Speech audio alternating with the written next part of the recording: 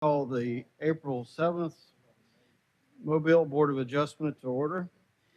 First, I've got a series of kind of basic rules and procedures that I need to cover with you.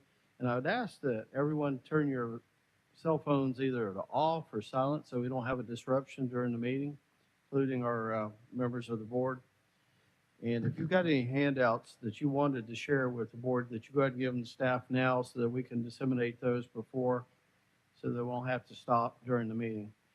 And so some basic rules of the board is that we'll first call for approval of the agenda. Once that's handled, then we'll do a roll call, and then we'll go to the applications. The applicant will get an opportunity to speak. Give us your name and address for the record. There can be 4 people in support of an application and 4 in opposition. Each get 5-minute time periods to speak, and then the applicant gets a 2-minute opportunity for rebuttal. Once we complete that and the board has had the opportunity to ask questions, I have the liberty of extending the time if we've interrupted an applicant or a speaker for them to have more time. Once that's completed, we'll do deliberation of the board, and if you have questions regarding the board's decision, 251-208-5895, the planning department will be your contact. And let's see, it takes 5 members to vote to affirm a motion either to approve or deny an application. And we have to have a quorum of a minimum of 5 to approve. And we have 6 voting members here, and we have a supernumerary, Mr. Atchison's here. So with that, we'll start with the approval of the agenda. Excuse me, a roll call first. So we'll go with the roll call. Mr. Metcalf? Here. Mr. Golden? Here. Mr. Milling? Ms. Carroll? Here. Mr. Moore? Here. Mr. Atchison? Here. Okay, we have a new member that will start the next meeting, Ms. Farrell, and then I'm William Guess. So we have everyone here that needs to vote today. With that, we'll continue with the meeting. We have our quorum. And Chair, entertain a motion to approve the agenda. Motion to agenda. Okay, I have a motion to approve. Do I have a second? Second. Have a second. All those in favor say aye. Aye. Aye. Anyone opposed? Agenda is adopted as presented. And for the consideration of our schedule and an applicant, I'm going to go out of order. So we're going to go with application 3, which is 6658-5933 regarding 1300 North University Boulevard. Ms. Bauer? And your name and address for the record. Thank you, Doug. My name is Sunday Brewer. I'm with SGA Design Group, 1437 South Boulder Avenue, Tulsa, Oklahoma, 74119. Okay, and if you will, tell us the purpose of your application. Well, Walmart is growing again, okay? A few years back, we launched the online grocery pickup, and then about a year later, COVID hit, and it became a really good idea, and it's continuing to expand. And as a result of that, they are going and remodeling both of the neighborhood markets to accommodate that growth.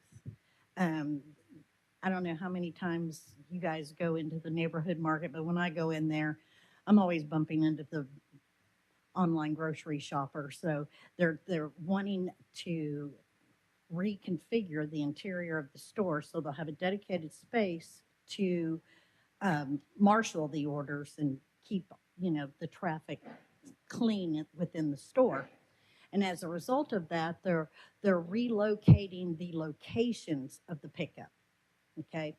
Which, you go to a designated parking space and park there. They place your orders in the car and they drive off. As a result of that, they want to update their signage. And to do that, they want to put up the pickup sign. Now, we are limited to signs, and I do know that there have been variances that have been approved on this site, on both of the sites, but my feelings about the signage that the Walmart needs, the Walmart Neighborhood Market and the Walmart Supercenters as well, is that our stores are larger. Even the neighborhood market, a standard grocery stores, we build Aldi's, we do a number of different formats in grocery stores, and they're generally smaller. They're 20,000 to 28,000 square feet. And a lot of that is, their format. And if you apply that size of the building to your signage ordinance, a 20,000 square foot building is getting 7% signage on it. But when you put it on our building, we're getting 4%. So it's not proportionately fair. We've got, we need to direct the people to the drive-through pharmacy and to the pickup location. And we are at changing the Walmart Neighborhood Market to say Walmart Mobile Market. It's a way to make it, the community store. So, and the increase that we're asking for is for 71.34 square feet, an additional sign, and it will give us 5% on the total face of the building. Okay, any questions of the board for the applicant? Mr. Chairman, I think if you looked at your staff reports, this has to be held over till May because the applicant did not pay the advertising fee. So I don't know why we're even having a presentation today. So has the advertisements been sent out at all? No.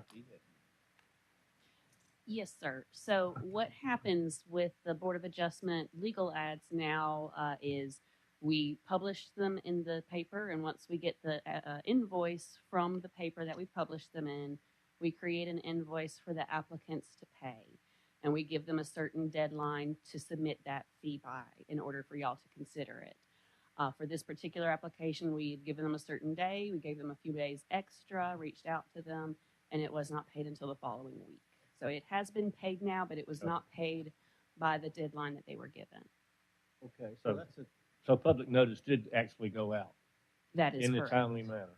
That is correct. I misunderstood the staff report. I'm sorry. Like I said, the reason why we do that is because we give them a certain time to pay it so we can consider it by, and it was not paid by that time. Okay, but it has been paid, and so the technical aspect of that's, I would think so. Okay. All right, so the applicant is asking for one freestanding sign, 3 wall signs, 2 additional information. Is that correct? Seems like we're asking for more than that. Actually, 1 freestanding, 6 wall signs, 2 informational. So the informational signs are the pickup area and The change in the Walmart Mobile Market instead of the Walmart Neighborhood Market. okay, well, I'm asked, let me clarify. The additional signs compared to what we currently have on the structure is a pickup sign and a pharmacy sign? No, the pharmacy signs are to remain. They're just going to be relocated. There'll be new signs, but they'll be in a different location. Yeah, because I know on some of these, I know at least the next application we've had before, or had a similar application, I should say.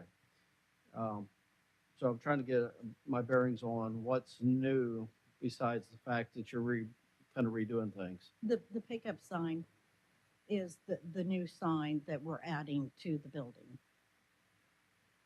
Okay. Because it looks like we've got, And then we'd also like to talk about the fueling center, but that's next part. all right, so how many pharmacy drive-through signs do we have? There are 2 signs on the pharmacy drive-through. One is on the front of the building and the other is over the side, on the side of the building over the canopy where they pick it up. Okay, so, and then the Mobile Market, is that part of the Walmart total sign, or is it a Yes, separate sir. one? It's one sign. Okay. All right. Any questions of the board for the applicant once again? All right. Do we have anyone in the audience that wanted or wished to speak regarding this application today? Anyone in opposition? All right. Thank you. I would say this concludes our public hearing regarding the application. I understand the importance of the pickup sign. Is the parking spaces being relocated as well? Yes, sir. There will be a new entrance for the associate to deliver the orders out of the store. You know, Okay. that it's not going to be at, the location it is right now, so. Most like of I them said, are right. We're trying to train the customers to Yeah. go to the right space. Yeah, I understand the value of the pickup sign. I'm not too sure about having two pharmacy drive-through signs. I would think that the one on the main elevation would be necessary. All right. With that, once again, Chair, entertain a motion. You can have a seat for a moment. Yeah. Don't go far. Since you're next. Pardon?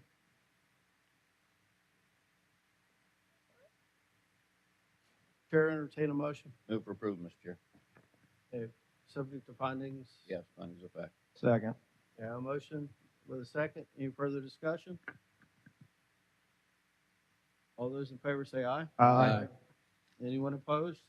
Okay, motion carries. All right, if you want to come down and we'll go through your next one.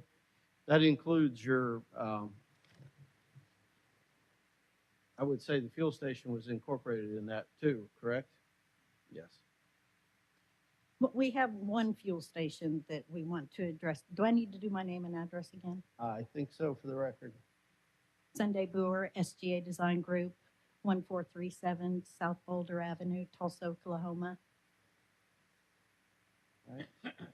And this is, for the record, application 6659, 5987 regarding 2570 Government Boulevard.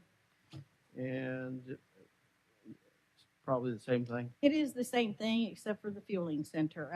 The one store has a kiosk that doesn't require any signage. The other has a actual little building that you can go in, grab drinks, grab a snack, grab a quick sandwich. If you don't want to go into the neighborhood market, when you're fueling up and everything, that we would like to put a sign on it. And about the only thing I can say about that, it just looks naked. Okay, the building, the little building looks naked. It just needs the Walmart and the Spark on it. And I looked at the ordinance in regards to having two businesses on one property, and I don't think that was a kind of a fair split, but we just want people to know that it's a Walmart product.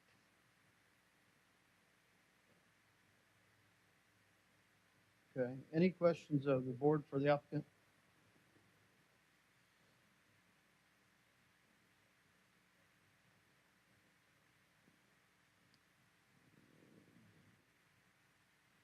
So the grab and go signs on the is on the fuel station, or is it on a separate?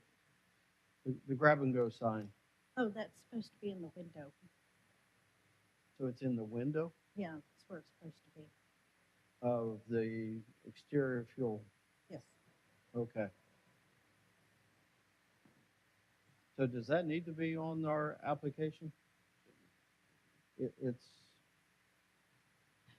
Yes, sir. Well, the way that it's shown on the application documents, the grab and go sign is shown above the canopy for the gas station. So it's actually above that canopy's elevation. So it's actually extends above the roof line. okay. That's not supposed to be the location. Let's just So you, not put that on there, okay? Okay, so we'll as just eliminate as that. the applicant's rep, you're requesting we disregard that one. Yes. Okay.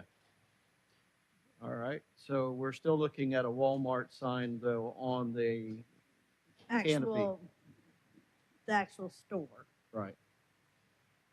Okay, And it's just Walmart with the Spark. The Spark is pretty prominent, and I think it kind of makes it look prettier. But what can you do as a fuel station? Okay. That's why I don't do fuel stations. All right. Any questions of the board once again for the applicant? All right. Do we have anyone in the audience in support or opposition today? All right. We have none for the record, and that'll conclude our public hearing regarding this application. Thank you again. So the applicant is in agreement that the grab and go can be removed from the application. So if a member should make a motion, they should deny that particular sign request. All right.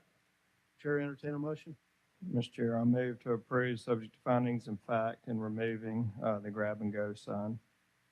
All right. Do I have a second? Second. Have a second. Any further discussion? All those in favor, say aye. Aye. Anyone opposed? Motion carries. Thank you. All right. Have a good day. All right, we'll go back to the original schedule of the agenda. Application 6605 regarding 3760 Joy Springs Drive. Good afternoon. Your name and address, sir? My name's Donald Rowe with Rowe Engineering, 3502 Laughlin Drive in Mobile. Okay, and this is a request for an extension. This is an extension. I guess you'd call it a waiver of the requirement for a board fence, based on the fact that the proposed buildings are located at the bottom of about a 45-foot tall embankment that's heavily vegetated. Construction of the fence is almost impossible because the property line falls somewhere in that steep embankment. And the people on top of the hill, you can't even see the building from the top of the hill. So that's the basis that it was approved on before. We just need a little extension to get our final approvals. Okay. Any questions of the board for the applicant? All right. Do we have anyone in the audience either in support or opposition to the application today? Okay, we have none for the record. Thank you. That'll conclude our public hearing regarding this request for an extension. Chair, entertain a motion. So moved, Mr. Chair. Have a motion to extend. Do I have a second? Second. I have a second. Any further discussion?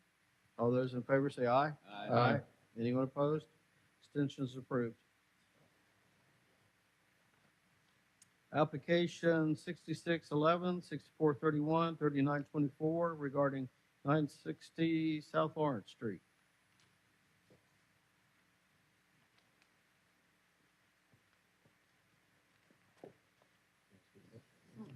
Your name and address, please. My name is Paul Davis. My office address is 756 St. Louis Street.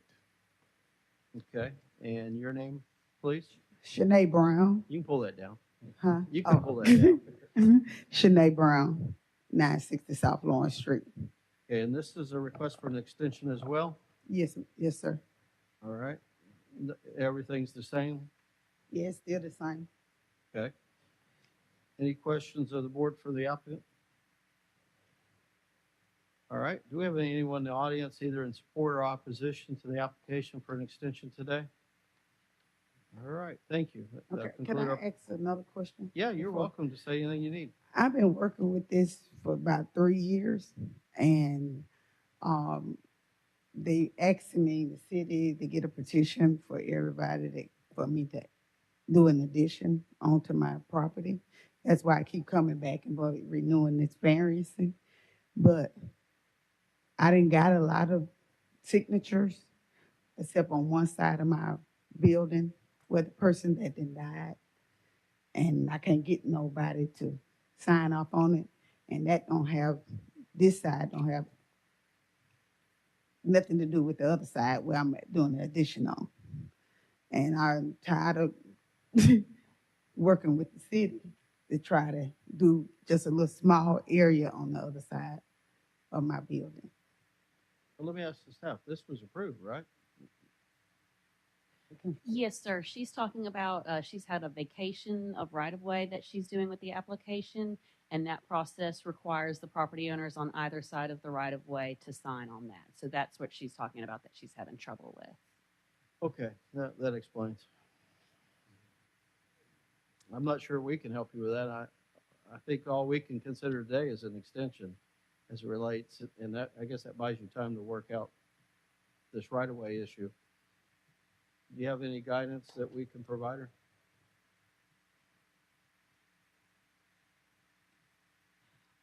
The best that I can think of is to maybe contact our city council person and see if there's some help that they can provide. Okay. All right. Any questions or M- comments Mr. from the Chairman? board? Yes. That can take quite a long time, as our council. Doug, you have anything to add about that? Yeah, yeah. Yeah, they just take a long time. There's a lot of, and it has nothing to do with us. So we appreciate your difficulty, but, we can't do anything about it, but it does take a long time. Okay. But you want to continue with the extension, I understand. Okay. All right. Thank you. So Chair, entertain a motion for the request for an extension. I hope that we extend the extension with necessary.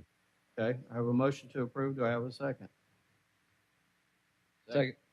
Okay, I have a second. Any further discussion? All those in favor say aye. Aye. Anyone opposed?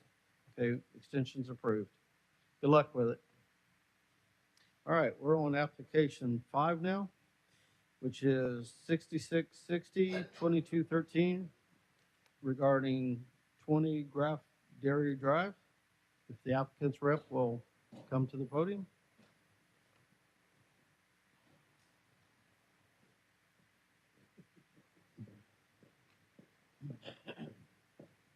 Good afternoon. Your name and address, sir. Yes, good afternoon. David Brandt. You can pull it up. David Brandt, Favorite Services, 133 West Park Drive, Birmingham. Here to talk about some signage variances for core apartments. I'm here today to ask for a couple of signage variances for this subject property. Code indicates that there are 2 monument signs allowed for a property such as for a residential property. What we're asking for is 3. What we have is a situation where we've had entrance of the one of the entrances to the property is off of Sage Boulevard, and then north of Sage, north of the property, there is a another parcel adjacent to the subject property that Graf Dairy runs through. And so off of Dauphin Street to the north of the property, that would be the entryway point for the northern entryway point for the property. So in other words, the entrance starts at Dauphin, goes through that parcel to the north, which is Graf Dairy Road, leading into the property itself. And so in order to properly identify that northern entrance to the property, we're proposing to place a monument sign there at the intersection of Dauphin and Graf Dairy. That location is technically off premise. My client has obtained an easement with the owner of that property to be allowed to place a sign at that location.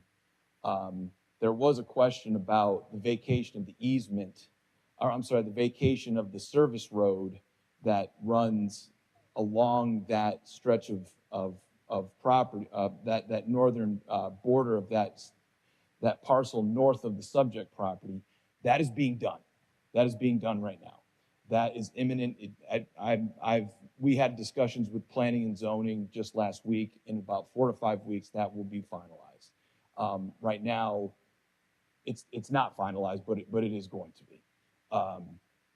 And so that would be the variance request for the sign that is to the north off of Dauphin Street, is that it is an off-premise sign. The third request would be for a slightly large, my apologies. The third monument sign in question is actually located on the property as you actually arrive to the subject property. That as you actually arrive on the parcel, there would be a sign right at that entrance. So if you look at my aerial shot, you can see the summary of all three signs. At the top, you've got sign number 1. That's the one off of the proposed sign that would be off of Dauphin Street at the corner of Dauphin and Graff Dairy. Sign number 2 would be the sign that you see as you arrive at the property right there. Thank you very much, whoever's using that. And then sign number 3 is the sign here off off of Sage Boulevard. That sign, we're asking for, the third variance request here is that the copy area for this sign number 3, we're asking for just a little bit more square footage to be able to fit larger characters on the sign. Okay. Any questions of the board for the applicant? Mr. Chairman, Yes.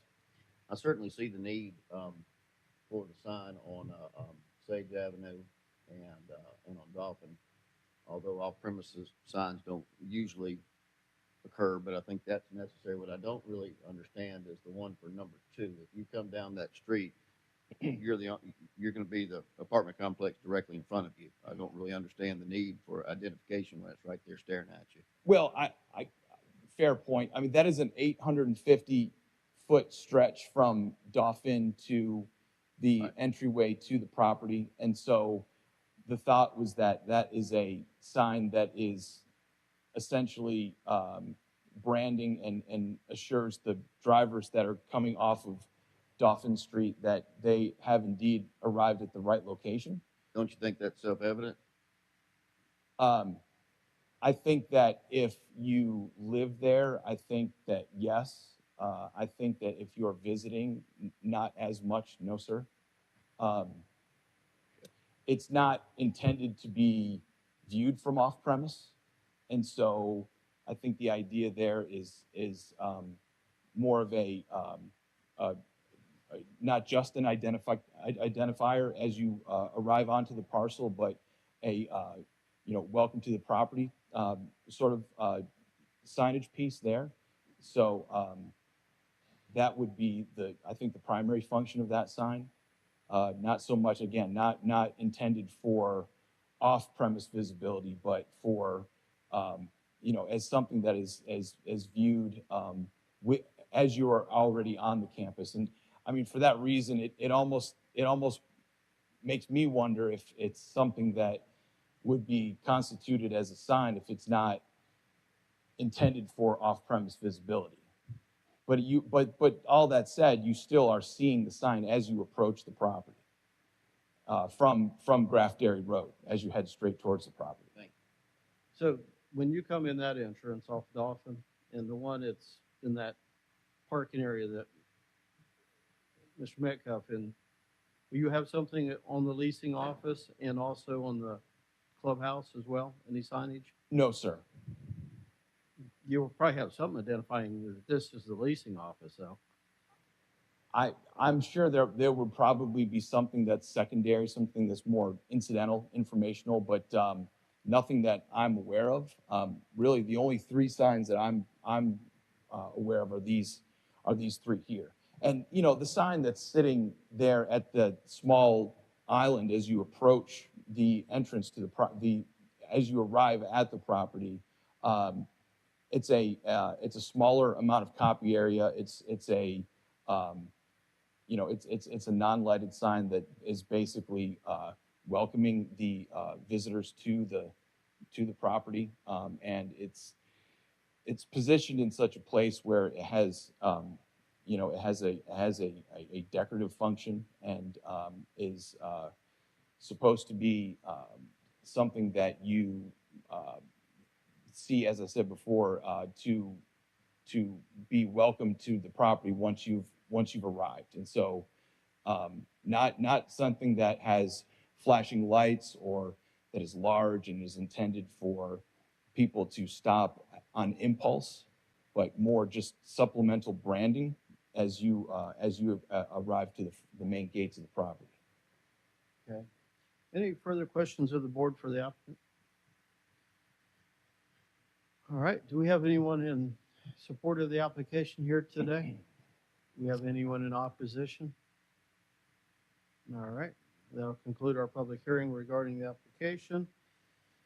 Discussion of the board. Mr. Chairman, I'll make a motion to approve, subject to findings of fact. And I think in this case that it's more of a directional and situation as opposed to excessive signs trying to market a property or a retail business. And so I think there is somewhat of a hardship. It's a little bit of a different animal getting to that property. And so I move to approve. Okay, I have a motion to approve. Do I have any further discussion? All those, anyone in second? Second. I have a second. Any further discussion? All those in favor say aye. Aye. Anyone opposed? Motion carries. Thank you all very much.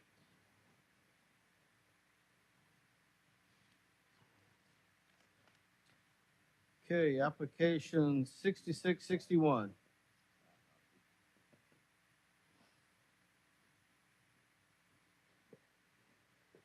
Good evening. Cecil Watford. Address is 1501 Winchester Drive, Mobile, Alabama 36693.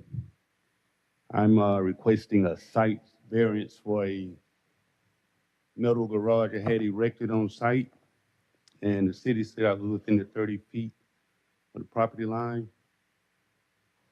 And I'm just requesting a variance for that. The original structure that was there since '96 was a open carport, and it was torn down to install that, had this garage erected there. And it was actually further against the property, I guess. And so when this was erected, even though I wasn't here when they had it done, I didn't think it was actually further away than the original building that was there, which was a carport. It was turned different.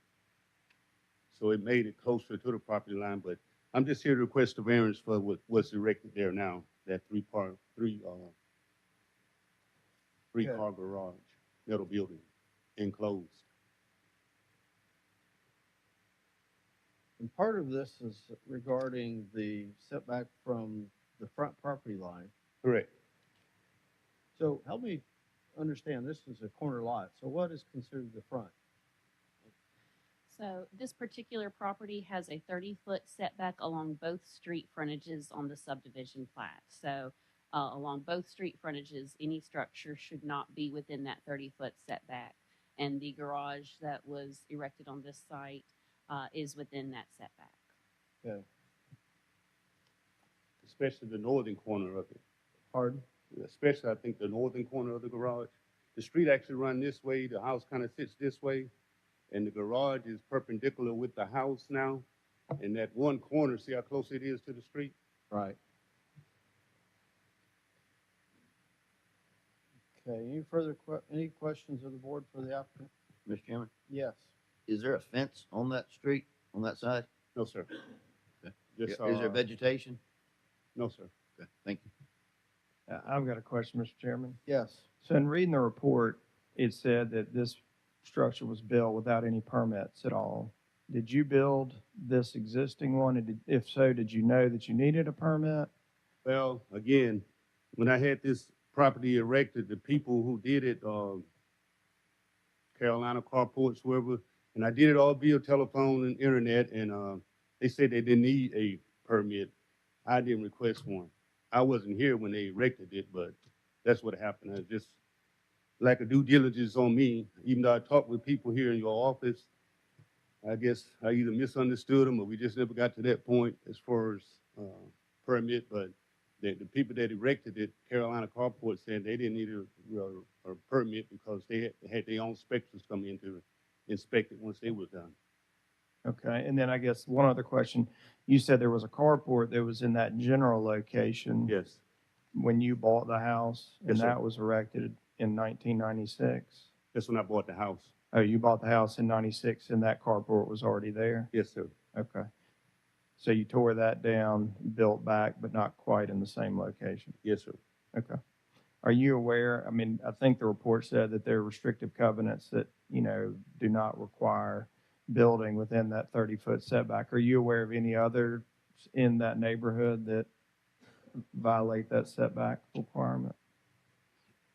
I can't honestly say I do. I mean, I haven't really just took a look at it now Yeah. that this issue done came up for me. I know now, basically all the 30 neighbors that we sent the letters to, either came by and said they have no problem with it, or several of them wrote on their letters, if they wanted to come down, they would, if I needed them or wanted them to come down. So, no, Okay, that I thank know you. of.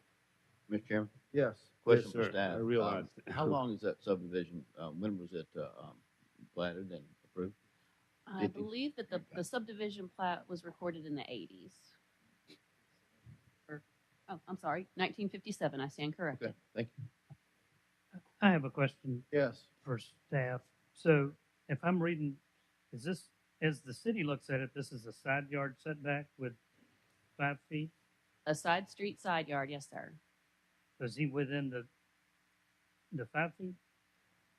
It has a recorded 30-foot setback along that side street, and he is within that 30-foot setback. So are we allowing him a variance from the private subdivision? No, sir. The variance is to allow the structure to remain encroaching into that setback. Into the subdivision setback? Would the subdivision owners not have to sign off on it? There is no change proposed to the plat itself currently. Yeah, that's why I'm confused. Any new structure on the site would still be required to be held to that 30-foot setback. Mr. Chairman? Yes. Mr. Golden, as you know, what we're doing is with regard to the city setbacks. If it's on a But plat, in the we city, can't do she it. said the city setback's 5, right? Or No, it's within. The plat has a 30-foot setback from both street frontages. You are not proposing any changes to that plat. You're just allowing an exception to that setback for this structure on this site.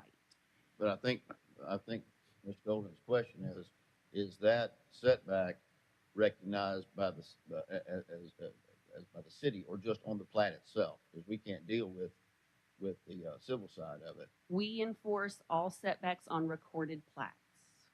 but I'm confused. Okay. But we're modifying. The variance we're asked to give is just for the subdivision regulations. Just act like you've never even heard of the restrictive covenants 30 feet. That's completely not within our jurisdiction or consideration. That's a private issue between the subdivision owners. And is that why the site plan shows the 25 feet? I think that was just a mistake that the surveyor didn't do their due diligence and realize that there was a 30-foot recorded setback. Okay. Any further questions of the staff or comments of the board? How far is it into that 30 feet again? Well, the garage appears to be less than 5 feet from the front property line on that side street. So it's there. substantially into it. Yes, sir. Okay. Yeah. Yeah. All right. It would appear that the carport was into that setback as well. If That's what I was saying. I think the original carport, whoever, I guess the guy I bought it from, it was in the setback too because the structure now is further away than the original carport was because of the way it's set. yeah, I can see on the aerial that photos that it appears it was in the setback as well. Yeah. Okay. All right. Thank you. Do we have Thank you, anyone in support or opposition to the application today? Do we have any public comments on this? No, sir.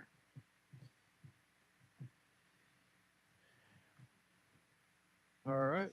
I guess that'll conclude our public hearing on the application. Comments of the board?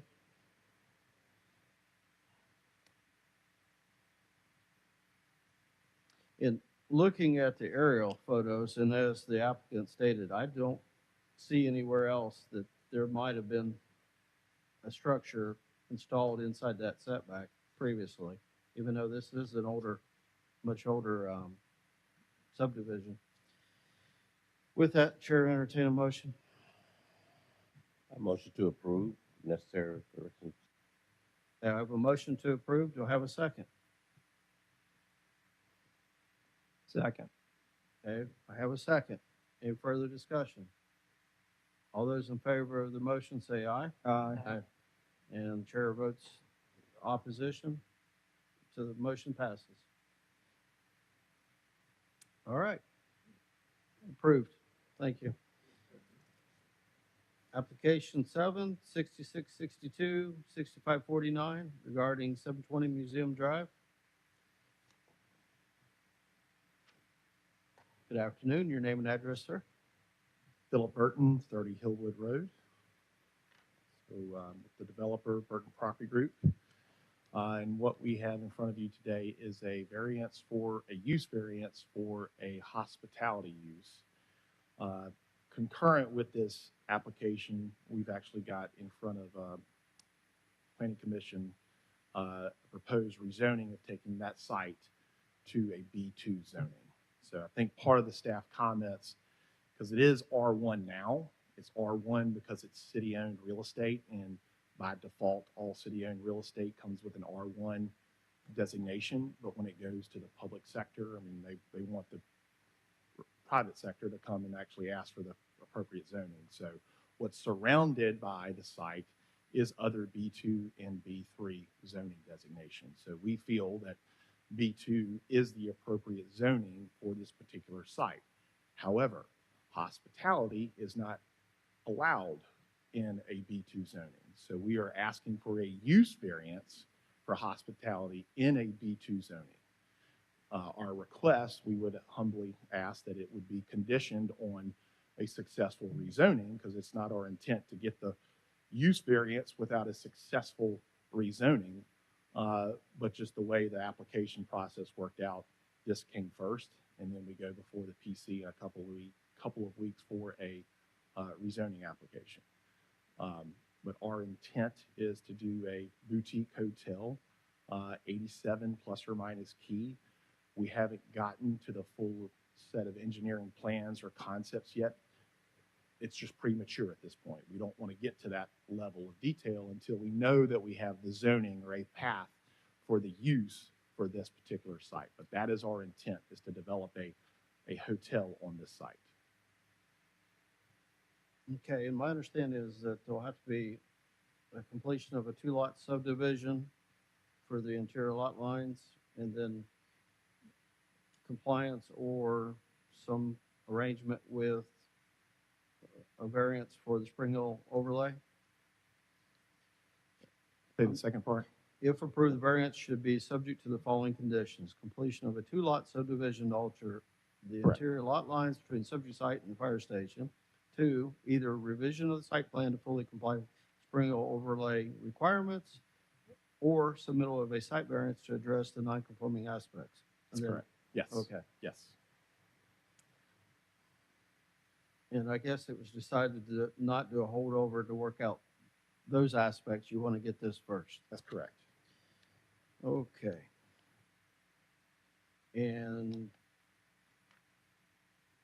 your client it's still city property currently? That's correct. Okay. So everything's subject to this and then the next stage. All right. Any discussion, questions of the board? Okay. Do we have anyone in support that would like to speak?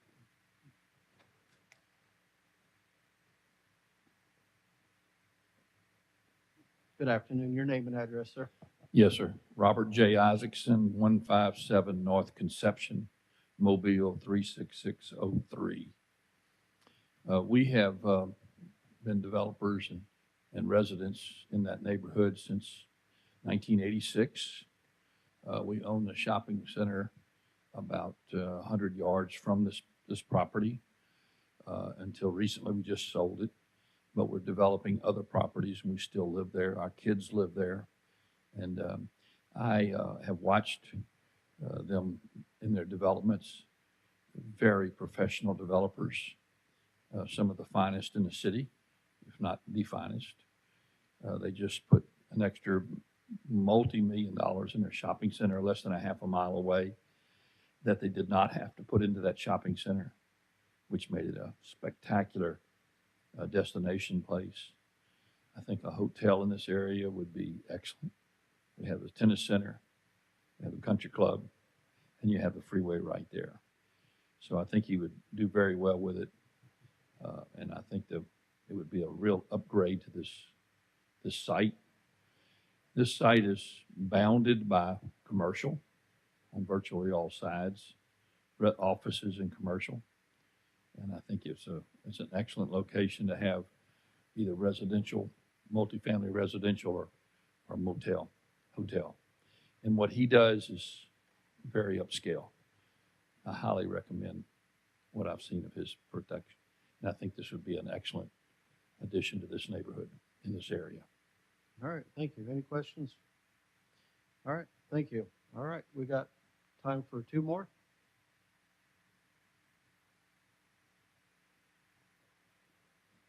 Good afternoon. Your name and address? Can you hear me? Kara Garstecki, 206 Carmel Drive East. I am here on behalf of the Village of Spring Hill Board to express our support of this application for the use variance. As documented in the letter of support sent to the board prior to the meeting by Linda St. John, the Village of Spring Hill Master Plan itself actually proposes a development in this specific area as a viable option for the community growth in that subject area. We have previously worked closely with Philip and his team on developments in the village itself, and his past developments and this proposed development reflect a commitment to preserving the character and integrity of the village, which is extremely important to us. A hotel in this area would represent a thoughtful and valuable investment in the community. Further, the proposed development prioritizes an architectural design that complements the neighborhood aesthetic, as you can see. So in summary, on behalf of the Village of Spring Hill, I respectfully urge the board to embrace the opportunity and approve this application. Thank you. Okay, question for you. So the applicant has to, at some point in the future, get a variance for a Spring Hill overlay requirements. Do you see any opposition to a variance No, in we've the worked with future? him before, and I believe this would be a question probably for him, but I believe he had not submitted everything shown on his plans and everything because he is going to then apply for the rezoning. So I know that from discussions with him, it will incorporate street trees and lighting and things like that. Okay, thank you. Thanks. Yep. You have some? No, you have another speaker in support.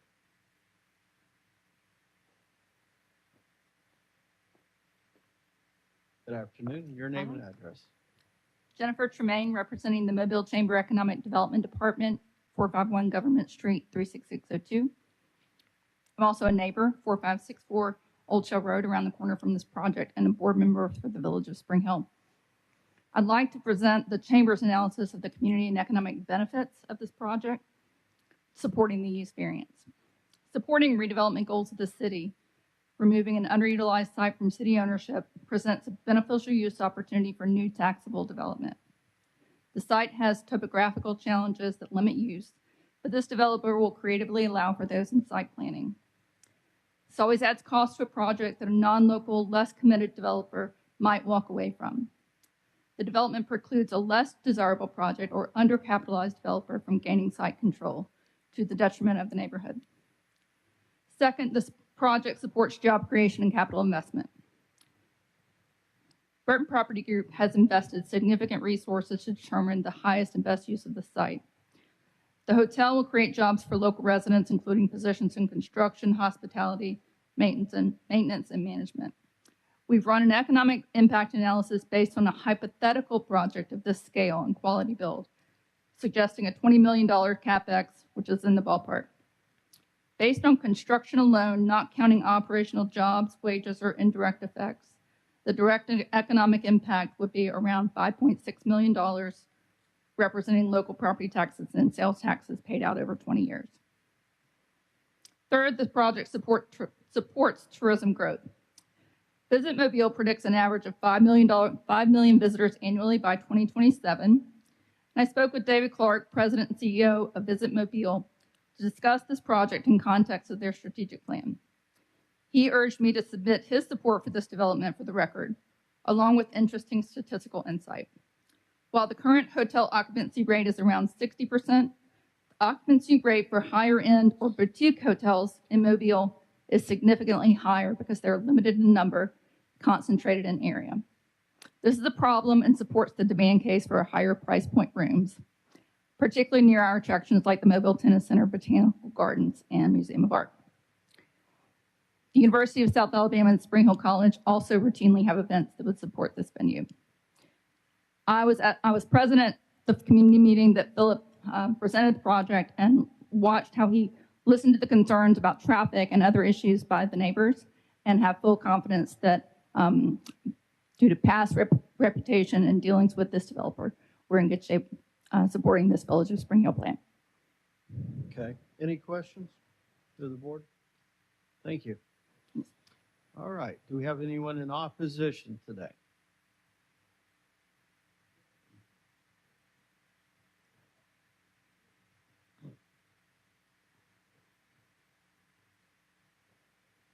Good afternoon. Your name and address. Good afternoon. Jeff Quinelli, 3751 Shipes Lane.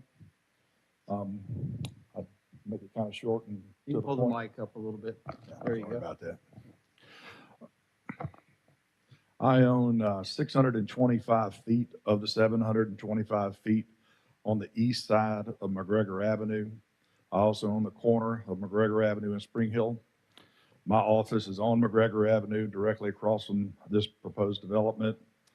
I also, as I said earlier, live on Shipes Lane, and my road ends directly into this development.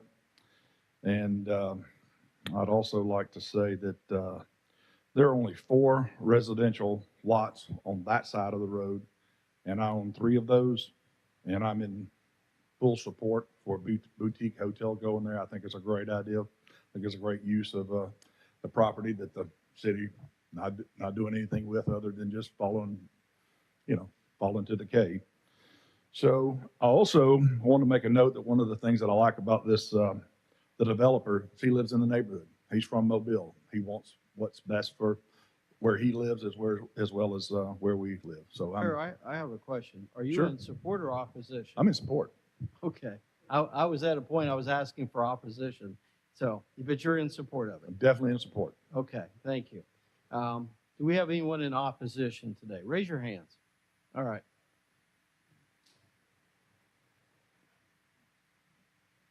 Your name and address, sir. Steve Gordon, 3451 Stein Avenue, Mobile, Alabama, 36608.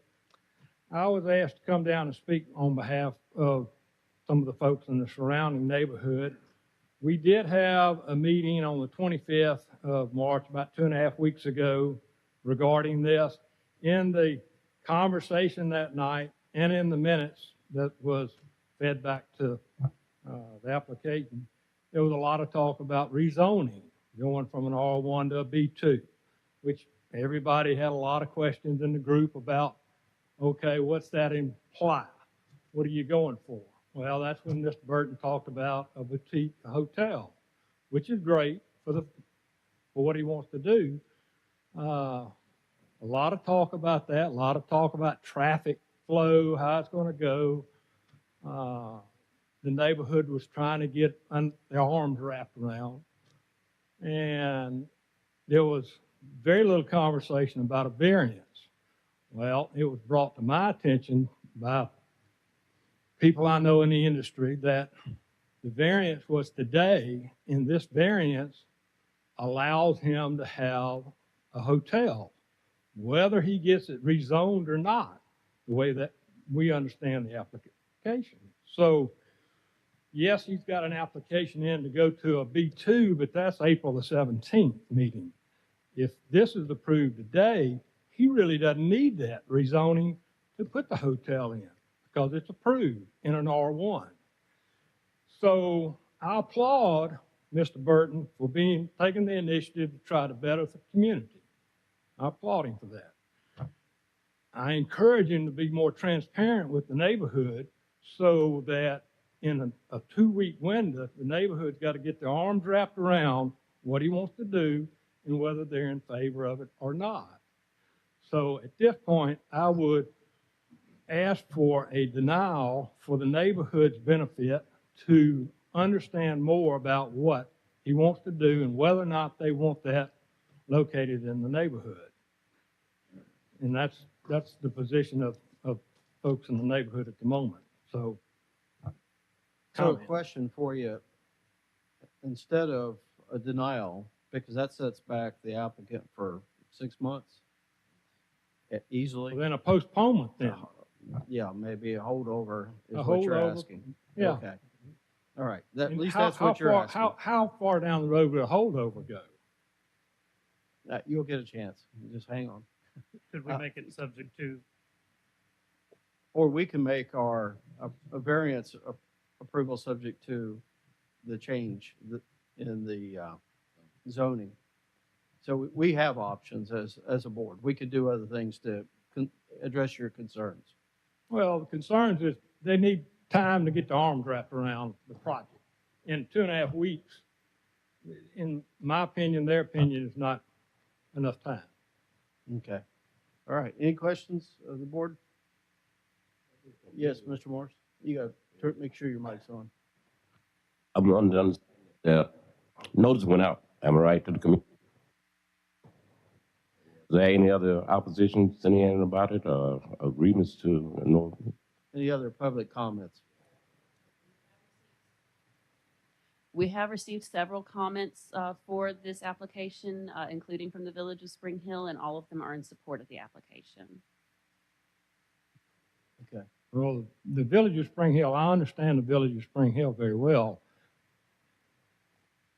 The people that I'm talking about may or may not be involved with the Village of Spring Hill. All I'm asking for is a continuance to get their hands wrapped around it. Okay. Thank you. Yes. Steve, I think that the reason this is first probably just happened because of the timing. It could have been the other way around. Yeah. And Mr. Burton will address it, but everything that would be addressed in the rezoning application would be exactly what he's talking about here. So as far as wrapping arms around, I think you would say everything that was included or for this application is the same, and his plans would be the very same for what the zoning change would be. Well, I understand, but there wasn't any conveyance on the 25th of a variance meeting being today, 2.5 weeks later, to say, okay, well, if he gets this variance, he can put a hotel in whether he gets a rezoning or not That's on the not, application. that's not the case. I think what was clear in the application was he wants this subject to the B2 approval on the zoning. So this is just in preparation for the planning commission meeting. It doesn't have specific implications today unless he gets that rezoning in the planning commission meeting, April 17th. Does that make sense? Okay. I mean, I'm not going to dispute. Well, I mean, that's what we're doing today. We're doing it subject to approval of the rezoning to a B2. Okay. Not R1 property with the variance to have hospitality. Okay. And one more thing, Mr. Chairman. Yes. So what Mr. Atchison was saying is that if he gets this variance today, he can't go forward with the development of the property because if the board approves it, this approval is subject to. So in other words, if he doesn't get the zoning change, he's done. Okay. Thank you very much. All right. Thank you. Any other? Any other questions? All right. Thank you. Do we have anyone else that had wished to speak in opposition? All right. If you want to come down and you have a 2-minute rebuttal, address any concerns? Well, I just want to clarify that the community meeting is required for a rezoning, not for a BZA hearing. So, but we felt it was important at that BZA meeting to be transparent and tell the community what our thinking was, and that we were having a BZA meeting for a use variance, but it was contingent on a successful rezoning, which was going to happen later. So we, in advance of the rezoning, told everyone what our intention was. Even though the community meeting, the topic for discussion was rezoning. So instead of just saying, yeah, we're going in for a B2 and I'll come back later for a use variance, we went ahead and said, look, this is what our thinking is. We're coming first for a rezoning, but we're also asking for a use variance in this zoning designation. So at the community meeting that the gentleman was referencing, it was specific under the UDC, a community meeting is needed for a rezoning, but not for a use variance. Thank you. Okay, any questions? All right, that'll conclude our public hearing regarding the application. Any comments of the board? I'll make one, Mr. Chairman, just to piggyback on something I think Jennifer said is we spend a lot of time at the tennis center and constantly hear people saying there's no place to stay within the general area, and that, you know, a lot of times they're staying pretty far away. And it just seems like to me that this project fits in perfectly, one with kind of the whole kind of development plan for the village of Spring Hill, but also for the current need of the community. And so I think it's a great use for that property. Okay, any other comments of the board? All right, with that, that'll conclude our public hearing regarding the application. Staff's recommended, should we be subject to approving, that the completion of a two-lot subdivision to alter the interior lot lines between the subject site and the fire station be addressed, and either revision of the site plan to fully comply with spring overlay requirements or submittal of a site variance to address the non-conforming aspects and the normal full compliance with all municipal codes and ordinances. So, Chair will entertain a motion with that in consideration. Mr. Chairman, move for approval subject to the findings of fact and also subject to the staff's recommendation, but also specifically because the application doesn't say it, but that this approval is subject to the successful rezoning from R1 to B2. That's my motion. Okay, do I have a second? Second. A second. Any further discussion? All those in favor say aye. Aye. Anyone opposed? Okay, motion carries. All right. Application 8, which is 6663 regarding 1501 Spring Hill Avenue. And we'll give everyone an opportunity to depart. Thank y'all.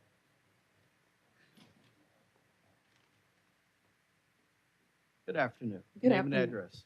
Derica Smith, 1567 West Avenue, Mobile, Alabama, 36604. Okay, and your name for the record as well? Paul Davis, 756 St. Louis Street, Mobile. All right, and this is for a special exception approval to allow daycare in a B1 buffer business urban district. UDC requires special exception. Yes, sir. All right, do you want to tell us why we should consider the application for the special exception? I'm requesting to open up a high-quality child care center at 1501 Spring Hill Avenue. It's a prime location. It's near medical offices. It will support the community by creating jobs and also just supporting the working families. And also, I have Mr. Paul here. We are prepared and working so that we will be able to meet all of the safety and city and state regulations regarding to child care. Okay, any questions of the board for the applicant? I see Mr. Anderson left us before we got through. This is one of his favorite topics. Just a question. Yes. How long you been in business? Well, I currently have a home daycare. I've been in business since 2019, and I'm just really looking to expand. I have over 15, 20 parents that's already on the waiting list, waiting for me to open up the center.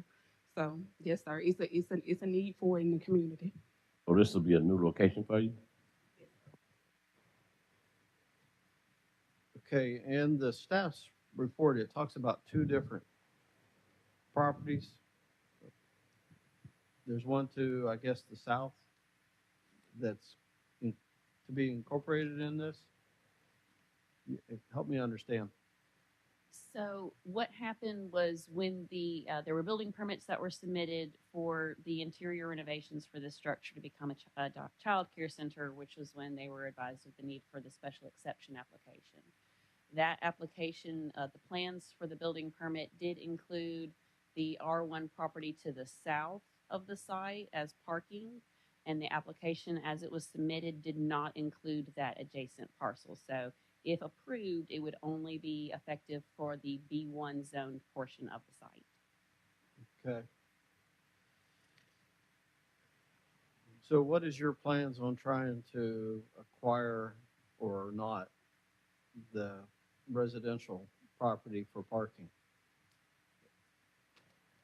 Okay, so when she leased the property, she was under the understanding it was one big piece of property and everything had been handled. It had not. And so that's when I got involved to kind of help with the zoning and the change. So our thought was that residential piece of property is used as parking, and I don't think that was ever taken through the proper channels. And so our thought was to pull it out of ours if we thought that would make it easier and just say that's not part of our, I guess, application. Because she will have enough as I understand it, she has enough parking spaces without it. It was just with the building and the landlord, correct me if I'm wrong. And so when it came to light that, oh, that little piece had not been taken to the proper channels, we just wanted to cut it out of our project and not use it. So it's not to be considered today. Okay.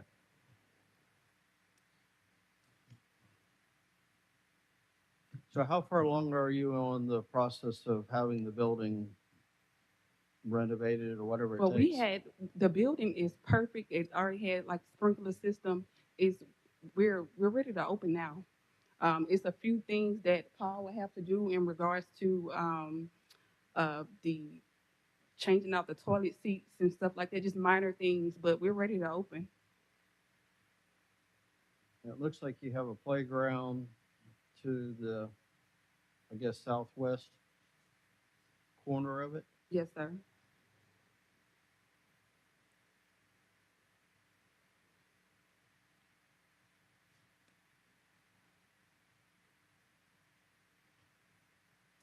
Do we have any public comments regarding this? No, sir, we do not. Okay. Questions of the board for the applicant? I guess I'm just, oh, I'm sorry. No, that's for staff. I apologize. You want to direct it to staff? Yeah, it's just a general, I'm just trying to think back to the difference in this versus some of the other ones that we've looked at in the past. And that was going to be my question. It seems like all the other ones, we were kind of putting them in residential neighborhoods, where this one seems like, it's surrounded by, it's surrounded by commercial use, which just in my mind, is a difference. And so outside of that, I'm just trying to think of any hardship that it would create for anybody surrounding, in an R1 use. I mean, you have a higher activity being put in place around. Well, this application is for a special exception, not for a variance. So Right. it's not hardship based. So this, a planning approval used to be required to allow a child care center in a B1 prior to the UDC. So with the UDC, since planning approvals went away, this became a special exception approval instead. Yeah. And I guess I'm meaning hardship on surrounding, because just in reading like the, requirements for the special exception that would not result in substantial undue adverse effect to adjacent property, and just kind of thinking through that, seems like, you are putting in a fairly intensive commercial area. So I don't see that. I just want to clarify that. Yes, Thanks. sir. That's correct. Okay. All right. Do we have anyone in the audience that wanted to speak in support or opposition today? All right. Thank you.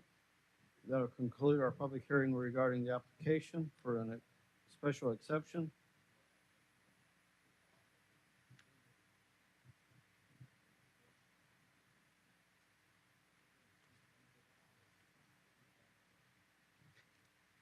I would tend to follow Mr. Milling's line of thought that this kind of fits within the area based on what's in the surrounding area. With that, Chair, entertain a motion. Yep, Mr. Chair. My mind sets me right now looking at the vicinity map. I think it's a daycare, probably on the next block. So with that, I'll make a motion to approve.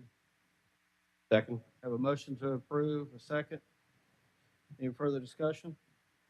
All those in favor say aye. Aye. Anyone opposed? Motion carries. Good luck with it. All right, we have minutes from 4 previous meetings that we were to consider. The May 2nd of 2022, June 6th of 2022, July 11th of 2022, and August. Did any of you find any areas that which we need to correct? Okay, motion to approve. Move for approval, Mr. Chairman, of all the submitted minutes. Okay, motion to approve. Second. Have a second. Any further discussion? All those in favor say aye. Aye. Aye. Anyone opposed? Minutes are approved as presented. Any other business?